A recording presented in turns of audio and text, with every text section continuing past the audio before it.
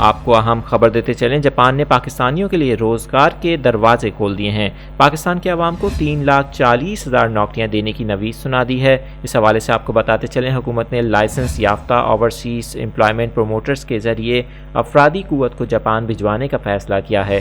جاپانی سفارت خانے کے کونسلر ٹیوکیاٹا لوجی سے چیئرمین پیوپا سرفراز ظہور شیما نے ملاقات کی ہے۔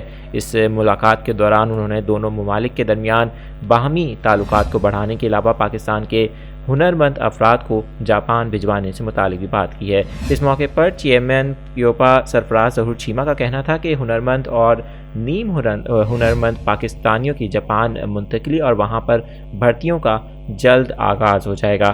اس موقع پر ان کا مزید کہنا تھا کہ اوورسیز امپلائمنٹ پروموٹرز نے بھی بے روزگاری کے خاتمے کے لیے حکومت کی بھرپور مدد کرنے کا اعلان کیا ہے۔ اس حوالے سے آپ کو بتاتے چلیں ہمارے وہ ناظرین جنہوں نے ابھی جوائن کیا ہے، جاپان نے پاکستانیوں کے لیے روزگار کے دروازے کھول دیے ہیں۔ بہت ہی اچھی خبر سامنے آئی ہے۔ 3 لاکھ سے زائد افراد کے لیے نوکریاں دینے کی نوید سنائی ہے۔ تقریباً 3,40,000 نوکریاں ہیں جو پاکستانی نوجوانوں کو اور پاکستان کے ہنرمند افراد کو دی جائیں گی۔ اس حوالے سے حکومت نے لائسنس یافتہ اوورسیز امپلائمنٹ پروموٹرز کے ذریعے افرادی قوت کو جاپان بھجوانے کا فیصلہ کیا ہے۔ آپ کو بتائیں، جاپانی سفارت خانے کے کونسلر ٹیوکیاٹا لوجی سے چیئرمین پیوپا سرفراز ظہور شیما نے ملاقات کی۔